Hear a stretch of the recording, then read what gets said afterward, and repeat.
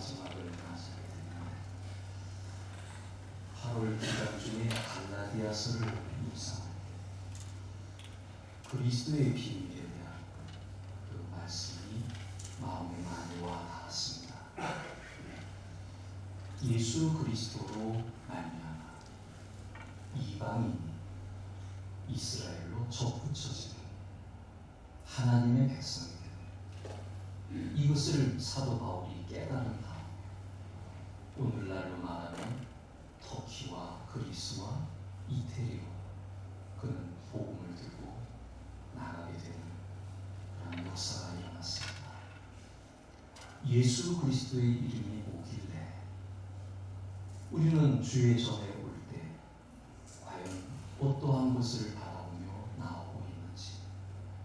근데 바울의 고백을 생각해보면 예수 그리스도의 비밀, 예수 그리스도의 이름으로 이방인이 하나님의 백성이 된다. 우리 선교라고 얘기하는데 이 일을 위해서 바울은 평생을 살아본 것을 보게 됩니다. 그리스도의 비밀, 예수 이름에 구원이 있고 예수 이름에 회복이 있고 예수 이름에 자유 있고 예수 이름에 치유가 있고 예수 이름에 권세 있고. 그렇다면 우리가 기도할 내용은 예수 그리스도의 이름으로 하나님께 구하는 것입니다. 다른 데 능력이 있는 것이 아니라 예수 그리스도의 이름에 능력이 있다. 이것을 아는 우리로서는 예수 그리스도의 이름으로 하나님께 구하지 아니할 수가 없는 것입니다. 이 믿음을 가지고 나가게 되면 우리는 예수 그리스도의 이름으로 놀라운 은혜와 기적까지도 체험하게 됩니다. 베드로가 오순절 마가의 다락방에 성령의 임하신 가운데 그가 성전 미문에 앉은 데기를 보고 했던 단순한 말, 나에게는 은과 금은 없지만 내게 있는 것으로 너에게 주노니 곧 나사렛 예수 이름으로 일어나 걸어라. 그때 역사가 일어나. 베드로가 한 일이 뭡니까? 예수 그리스도의 이름으로. 이 이름에 신비가 있다. 이 이름에 비밀이 있다. 이 이름에 능력이 있다. 이 이름에 큰 권세가 있다. 이게 성령 체험한 후에 깨달아진 겁니다. 세상으로 눈을 돌리지 마시기 바랍니다. 사람으로 눈을 돌리지 마시기 바랍니다. 오직 예수 그리스도에게 눈을 돌리시기 바랍니다.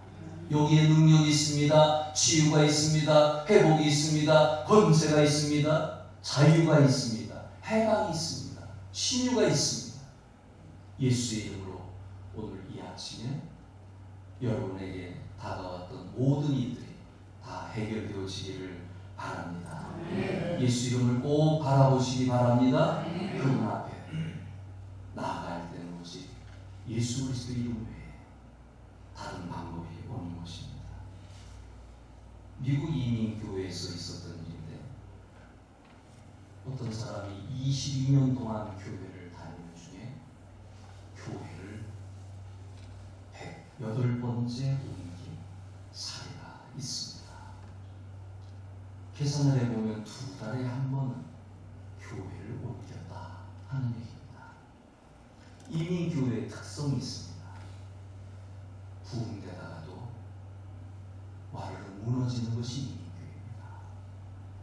왜냐하면 거기는 그리스도인만 있는 것이 아니라 외국에서 살아가는 가운데 외롭고 힘들어서 교회에 와서 친교하며 사람을 만나는 일이 이민교회는 아니기 때문에 비그리스도인들도 교회에 옴으로 말미암아 그 안에서 혼란이 종종 일어나고 마음에 들지 않는 여러 가지 어려움들이 생겨나는 게 이민교회인데 이 한 사람의 이야기는 특별한 케이스입니다. 너무나 많이 옮겨 다녔습니다. 그 이유가 뭘까 생각하는 가운데 그의 마음의 태도가 문제였다 하는 것을 나중에 알게 됐습니다. 교회를 다니면서 먼저 목사에 대한 판단을 하기 시작합니다. 목사의 허물이 보입니다. 인간인지라 허물은 보이겠죠. 더 나아가서 교회 주보, 성가대, 주방, 교인들의 태도, 이걸 유심히 관찰하는 사람이었습니다. 그리고 마치 자신이 예언자라도 되는 것처럼 판단하기 시작했습니다. 이것도 문제가 있고 저것도 문제가 있고 사람들에게 떠들어대기 시작합니다. 모든 마음이 부정적인 마음이었습니다. 그렇게 하고자 하는 마음이었습니다. 그리고 교회를 옮기면 그걸로 끝나는 것이 아니라 그의 노트에는 오답 노트가 있었습니다. 이 교회는 뭐가 문제고 뭐가 문제고 뭐가 문제고 그게 차곡차곡 쌓인 그러한 오답 노트를 가지고 그런 신앙생활을 했던 것입니다. 그 노트를 적은 다음에 마치 보물처럼 던져버려야 될 걸 보물처럼 간직간직 신앙생활을 한 것입니다. 그리고 어느 날 이분은 병으로 죽었고 108번째 담임 목사님이 이분의 장례를 진행했습니다. 그의 유람, 그의 번뇌, 그의 고민 108번째 교회에서 이제 끝나게 된 겁니다. 아마 더 오래 살았다면 109번째 교회, 110번째 교회도 그가 다니게 되었을 것입니다. 참 불쌍한 인생입니다. 남의 허물만 보고 잘못된 것만 찾아내는 그의 부정적인 마음, 이것이 그를 불행하게 살게 했다 하는 것입니다. 좀 더 긍정적인 마음을 가지고 살았더라면 행복한 사람이 되었을 텐데 온통 안 되는 것, 잘못된 것, 지적당할 것 이것만 보고 살아왔기 때문에 그는 이렇게까지 힘든 인생을 살게 되었던 것입니다. 우리는 그러기에 건강한 자아상을 가져야 합니다.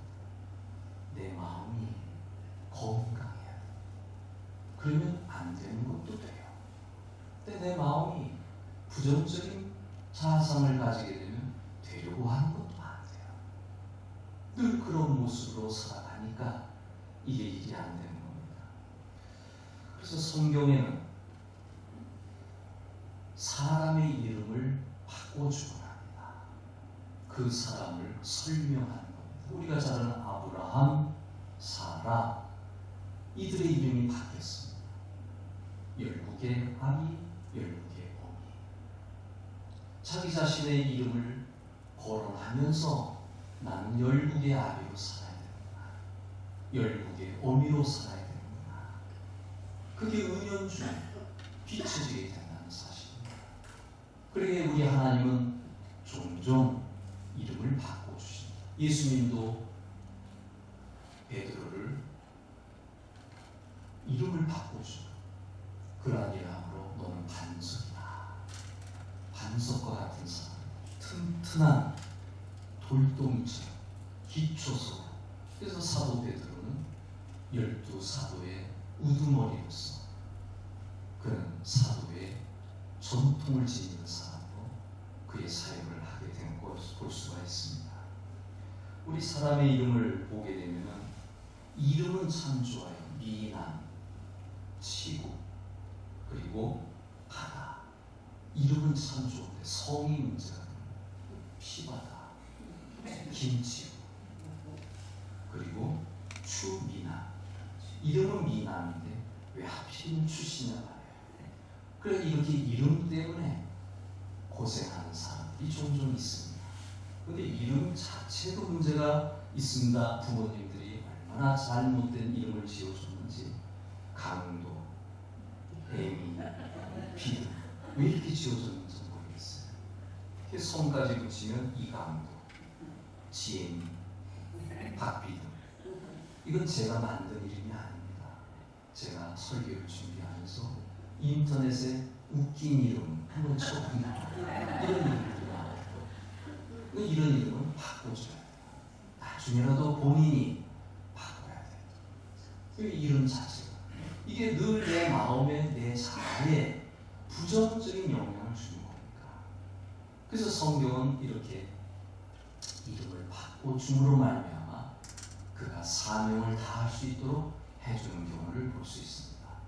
저는 우리 성도들 가운데 안 좋은 이름을 본 적이 없습니다. 여러분들은 부모님에게 감사하시기 바랍니다. 저는 가운데 자가 밝은 명자군요. 그 밝은 모습으로 늘 살려고 노력을 했던 것 같아요. 근데 뒷자가 문제, 빼어날 숫자. 빼어나지는 못했습니다. 근데 우리 부모님은 좀 빼어날 숫자를 붙여준 것 같습니다. 아무튼 이름 자체가 그 사람을 결정하는 건 아니지만 그 사람 마음에 영향을 줄 수 있다 하는 것입니다. 사랑하는 성도 여러분, 우리는 나의 인생을 행복한 인생으로 바꾸기 위해서는 자아상을 부정적인 자아상에서 긍정적인 자아상으로 바꿔나가야 됩니다. 우리는 육체적인 질병만이 큰 문제라고 생각하는데 더 큰 문제가 있습니다. 마음의 질병의 문제. 내 마음이 부정적이고 파괴적이고 비판적이고 늘 이런 마음을 가지고 산다면 그거는 마음에 큰 질병을 가지고 있는 사람입니다. 이것이 해결되어야 그 사람의 인생이 해결되는 것이기 때문에 날마다 자신의 자아상을 바꿔나가는 사람들이 되어야 할 것입니다. 오늘 본문에 주님의 말씀은 큰 자아상, 좋은 자아상을 주는데 사랑하라 하는 얘기입니다. 사랑하는 자로 살아가라 하는 것입니다. 유대인은 십계명이나 율법 외에 이 탈무드 같은 것이 가지고 613개의 법률 조항을 가지고 있습니다. 그래서 613가지를 지키기 위해서 그걸 또 해석을 하다 보니까 613가지를 또 플러스하는 5초운이 없는 그러한 조항들을 만들어내게 되는데 이들에게 613가지 조항 가운데 248개 조항이 이게 하라 하는 조항이고 나머지 365개 조항이 하지 말라 하는 조항입니다. 오늘 본문을 위로 잠깐 올라가 보면 유대인들은 늘 조항 가지고 따지거든요. 어떤 사람에게 아내가 있었는데 이 아내가 그 남편이 죽었다. 그러면 그 집안에 7형제가 있는데 그러면 둘째 형제가 그 첫째 형의 아내를 아내로 맞이해야 된다. 이건 이스라엘의 규례입니다. 그들이 만들어 놓은 법입니다. 그럼 둘째가 죽으면 또 셋째가 또 그의 부인이 돼요. 넷째, 다섯째, 여섯째, 일곱째. 그러면 첫째 부인이 일곱째까지 결혼하게 되는 누구의 아내가 되겠습니까? 죽은 다음에. 여러분 이걸 아셔야 됩니다. 이건 쓸데없는 논쟁입니다. 그런 일은 없잖아요. 일곱째까지 예를 들면서 제가 학교 다니면서 특히 철학 과목 들으면서 참 한심했던 게 논쟁 아닌 논쟁이에요. 현대 철학자들이 그렇습니다. 늘 논쟁거리를 화두를 던지는 가운데 거기도 말끔하게 정리해 나오는 학생들이 있어요. 야 하고 감탄을 해요. 그러나 결론은 뭡니까? 그래서 어쩐다는 거예요. 논리적으로는 이럴 수 있고 저럴 수 있다고 얘기하지만 그래서 어쩐다는 거냐. 이게 학교에서 일어나고 있는 소위 머리를 개발하고 창의력을 개발하고 하는 그러한 강의들이 그래요. 쓸데없는 논쟁. 이건 잊지 말아야 될 논쟁. 그래서 한 서기관이 이제 그 논쟁이 있는 가운데 예수님이 나타난 것 아닙니까? 예수님. 여기 질문 자체가 가장 큰 계명이 무엇입니까? 이게 논쟁하자는 얘기예요. 큰 계명도 있고 작은 계명도 있다 생각하는 가운데 여기 예수님은 그래도 그 질문을 또 받아주십니다. 하나님 하나님을 사랑해라, 이웃을 사랑해라. 궁극적인 말씀은 사랑하라. 사랑하는 것이 율법적인 것이다. 다른 것 없다. 이 조항, 저 조항 할 것 없이 너가 가장 큰 것을 묻는다면 마음을 다하고 정성을 다하고 힘을 다하고, 이것도 세 가지 내용이 들어가는 것 아닙니까? 하나님을 사랑하는데 마음도 다해야 되고 정성도 다하고 뜻도 다해야 되는, 그러니까 하나님을 사랑할 때는 좀 최선을 다해서 사랑해라. 그 문자 세 가지를 또 이게 마음이 뭔지 힘이 다하는 것이 뭔지 뭐 그런 거 생각하지 말고 최선을 다해서 하나님을 사랑하라. 이것이 크게 그냥 사랑하라는 얘기예요. 그 다음에 두 번째로 너의 몸과 같이 약간 해석은 더 해주셨죠. 그것도 뭐냐면 사랑하라는 얘기예요. 이렇게 사랑의 이야기를 할 때 우리가 건강한 사람이 누구냐? 사랑하는 사람이 건강한 사람입니다. 사랑은 언제나 오래 참고 온유하며 시기하지 아니하며 자랑하지 아니하며 자기의 유익을 묻지 아니하며, 사도 바울이 말씀한 것이죠. 사랑의 이야기를 쭉 해나가는데 자랑하지 않아요, 교만하지 않아요, 자기의 유익을 구하지 않아요. 그럼 이것은 긍정적인 사랑의 모습이 되어지는 거예요. 천사의 말을 하는 사람일지라도 사랑하지 않는다면 무용지물이다. 사랑이 빠진다면 아무리 희생하고 헌신하고 내 몸을 불살라 내어준다 할지라도 사랑이 없으면, 아무리 업적이 쌓였다 할지라도, 아무리 주의를 많이 했다 할지라도, 아무리 내가 하나님의 일을 한다고 주장하더라도 그 안에 사랑이 없다면, 사랑하는 마음으로 하지 않는다면 그는 무용지물이다. 그러니 사랑하는 자로 살아.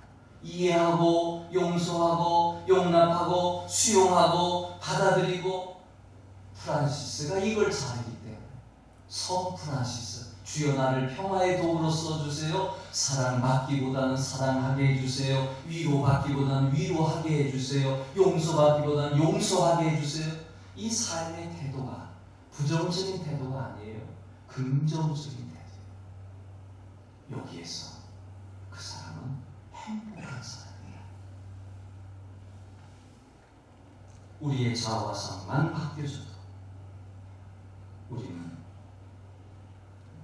멋있는 사람, 행복한 사람, 기쁨의 사람으로 만들어지게 되는 것입니다.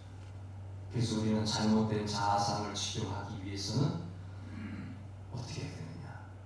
하나님의 사랑을 체험해야 돼요. 이거 외에는 노력해서 안 돼요. 수련을 닦아서 안 돼요. 먼저 하나님의 사랑이 내가 체험이 됩니다.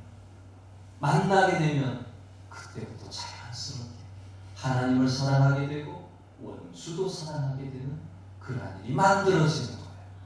이건 내 힘으로 된 게 아니에요. 내가 그렇게 체험한 거예요. 용서받지 못할 자, 예수 그리스도를 만나 용서하게 돼요. 죽을 병에 걸렸습니다. 도저히 의사가 치료 없다고 했을 때 예수 그리스도 이름으로 치료받는 가운데 이 사랑을 채우기 때문에 내가 다른 사람을 또 사랑할 수 있는 그런 모습이 된다고 하는 사실입니다. 그래서 사도 요한, 우리가 이로써 사랑을 알고 사랑을 채우는 자예요. 그리스도가 나를 위해 십자가에서 보혈을 흘리셨다. 나 때문에. 이로써 사랑을 알고 내가 다른 사람을 사랑할 수 있게 된다고 사도 요한은 말씀하고 있는 것입니다. 하나님의 사랑은 하나님이 나를 위해 십자가에서 피 흘려 돌아가셨다. 이게 체험만 되면 하나님을 사랑하지 않을 수가 없는 거예요. 그러면 이 큰 사랑을 내가 받았기에 내 가족들, 이웃들에 대해서 어느 정도 내가 사랑하고자 하는 마음이 생겨나는 거예요. 이게 그리스도인의 사랑이에요. 다른 방법으로는 사랑할 길이 없습니다. 아직도 내 안에 사랑이 부족하다면 사랑을 받아봤지 못했기 때문에, 사랑을 받아본 사람이 남을 사랑할 수 있고, 용서를 받아본 사람이 남을 용서할 수 있고, 용납을 받아본 사람이 남을 용납할 수 있습니다. 예수님을 따라다니던 한 여인, 귀신 들렸던 막달라 마리아, 또 다른 막달라 마리아, 이 여인들이 예수님의 뒤를 줄줄 따라다니. 세상에서는 야, 목사 뒤에는 여자들만 쫓아다니네. 그래서 어떤 신학생은 나는 목사 못하겠다. 여자들만 뒤에 줄줄 달고 다니는 신방 나는 못하겠다. 그런 농담 섞인 얘기도 신학생 때 하긴 하는데. 근데 왜 여인들이 따라다녔어요? 은혜를, 너무나 큰 은혜를 받았어요. 자기 옥합을 깨뜨렸죠. 왜 그렇게 했을까? 예수님에게 사랑을 받았기 때문에. 귀신 들렸던 사람, 귀신이 쫓겨나라, 그런 큰 은혜를 받았기 때문에 예수님을 사랑할 수밖에. 성경에 그래서 여인들의 이름이 계속 열거돼. 근데 남자들의 이름은 별로 없어요. 여성들은 감성이 풍부해서 끝까지 예수님을 사랑하는데 남성들은 표현을 못해요. 그러니까 이게 좀 문제가 있는 것 같아요. 충청도 분들은 표현을 잘하네요. 집에 가서 표현하는 것 같아요. 그래서 충청도에서 목회하는 목사님들이 가끔 불평 아닌 불평을 얘기해요. 은혜를 끼치는데 감동이 없다는 거예요. 그 자리에서 감동이 없다는 거예요. 그리고 나중에 얘기한다는 거예요. 그런데 그건 뭐 성격이니까 어쩔 수 없죠. 우리에게는 은혜를 많이 받아야, 특히 십자가의 은혜를 받아야 하나님도 사랑하고 사람도 사랑하는 이러한 결과가 일어나게 된다고 하는 사실입니다. 제가 만난 하나님은 좋으신 하나님입니다. 죄를 해결해 주신 하나님입니다. 질병을 치료해 주신 하나님입니다. 기도를 들어주신 하나님이십니다. 어떠한 기도를 한다 할지라도 들어주신 하나님이십니다. 얼마나 좋으신 하나님인 줄 모릅니다. 어찌 찬양하지 아니할 수가 있습니까? 어찌 사랑하지 아니할 수가 있습니까? 결국 사랑을 체험했기에 사랑. 예수님께서도 얘기하셨죠. 말씀하셨죠. 아무리 악한 자라도 자식에게 좋은 것을 줄 줄 알거든 하물며 하늘에 계신 너희 아버지께서 좋은 것으로 주시지 않겠느냐? 제가 체험한 하나님. 우리 예수님도 좋은 하나님을 소개한 겁니다. 우리가 부르짖고 기도하고 바라보면 채워주시라. 내가 아무리 악할지라도 받아주시고 용납하시고 또 기회를 주시고 또 은혜를 베풀어 주시고 또 용기를 주실 뿐만 아니라 격려까지 주시고, 괜찮아, 한번 다시 해봐. 이런 하나님이 있다면, 이런 하나님을 체험한다면 우리는 사랑하는 자로 살아갈 수밖에 없다라는 사실입니다. 보스턴의 한 병동 지하에 한 소녀가 갇혔습니다. 이 소녀는 정신병동에 갇힌 겁니다. 갑자기 괴성을 지르고, 그리고 상당히 사납고 뭐 이러다 보니까 의사가 이 소녀를 치료하는 걸 포기했습니다. 부모조차 이 아이를 가능성이 없다. 차라리 너가 태어나지 않았으면, 그런 말을 할 정도로 이 소녀는 결국 부모의 손에서 떠나갔습니다. 결국 지하병동 한 방에서 이 소녀는 살아야만 했습니다. 의사도 포기하고 부모도 포기하고. 그런데 한 나이든 간호사가 이 소녀에게 관심을 가지기 시작했습니다. 그동안 많은 정신병자 환자들을 돌보아 봤기 때문에 이 소녀에 대한 안타까운 마음으로 관심을 가지기 시작합니다. 말을 걸어보지만 대답도 하지 않습니다. 그리고 먹을 것을 갖다 주지만 먹지도 않습니다. 그러나 이 간호사는 끝까지 사랑을 쏟았습니다. 관심을 가져주기 시작합니다. 날마다 찾아가면서 대화를 시도하고 소리 지른다 할지라도 찾아가. 계속 찾아가는 거. 여러분, 사랑은 기적을 일으킵니다. 6개월이 지난 다음에 이 소녀가 변화되기 시작했습니다. 난폭함이 사라졌고, 그리고 말을 걸면 말을 하게 되고, 음식을 갖다 주면 먹기 시작하고, 이런 변화가 있기 시작했습니다. 드디어 정신질환에서 완전히 해방되었습니다. 그 이후에 이 소녀가 마음을 다잡게 됩니다. 내가 이렇게 힘든 사람이었는데 한 간호사에 의해서 내가 온전한 사람이 되었기에 나도 나처럼 힘들고 어려운 사람을 도우면서 살아가리라. 그렇게 생각을 했습니다. 한 소녀의 변화가 이렇게 큰 변화가 되고, 정신병에서 해방되고, 또 다른 사람을 돕고자 하는 그런 마음으로 이제 삶을 살기 시작했는데, 이 소녀가 나중에 선생이 돼서 한 아이를 가르치게 되는데, 중증 장애인 헬렌 켈러, 이 여자란 아이를 세계적인 인물로 변화시킨 사람입니다. 그의 이름은 앤 셜리번입니다.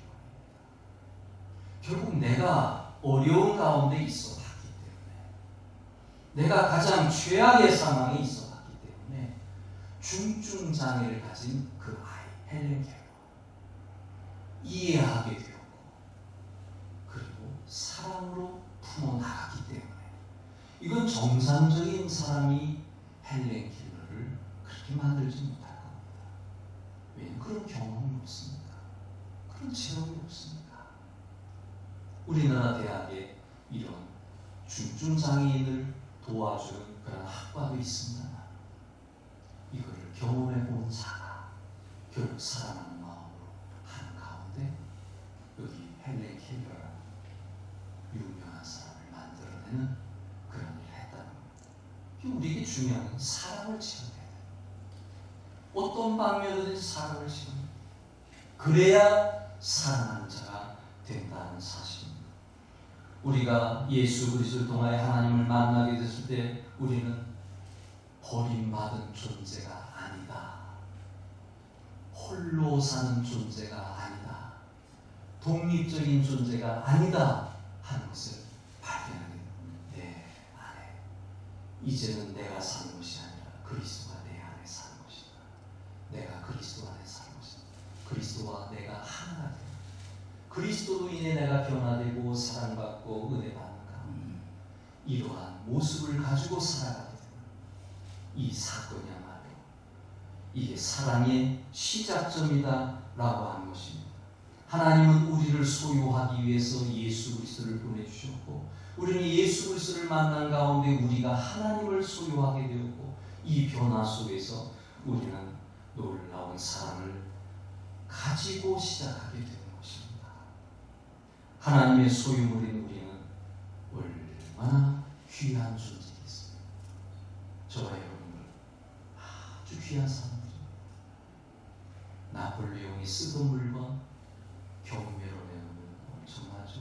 심지어 히틀러가 타던 자동차도 이 경매로 내놓으니까 엄청난 가격으로 팔리더라. 존 F 케네디가 쓰던 나무 골프채 경매로 나오니까 어마어마한 가격으로 팔려요. 만약에 유명하다는 사람들이 쓰던 물건들이 경매로 나오면 상상을 초월하는 가격으로 나옵니다. 우리는 누구입니까? 하나님의 소유된 백성입니다. 우리의 가치는 말로 표현할 수 없을 정도로 어마어마한 가치가 있는 거예요. 왜? 하나님이 보고 계시는 나니까. 하나님이 나를 끌어안고 계시고, 하나님이 나를 놓지 아니하시고, 하나님이 나를 사랑하는데, 하나님이 나를 버리지 않는데, 하나님이 나를 귀하게 여기는데, 우리 자신의 가치는 대단한 가치랍니다. 이런 우리가 그 가치에 맞게 살아야 되지 않겠습니까? 사랑하는 자로 살아야 되지 않겠습니까? 하나님이 나를 그렇게 사랑하면서 나를 높은 사람으로 만들어주는 내가 나를 가치 없는 자로 싸우고 미워하고 욕하고 분열 분열을 일으키고 이러한 자로 살아간다면 하나님 보실 때 얼마나 안타깝겠습니까? 나는 너를 그렇게 만들지 않았는데, 나는 너를 멋있게 아름답게 창조했는데, 그렇다면 우리의 마음속에 하나님의 사람다운 그런 사람으로 살아가는 것, 이게 하나님께 영광을 돌리는 일이라는 사실입니다. 결론적으로 사랑에 ABC가 있다고 합니다. A, accept, 받아들이라는 거예요.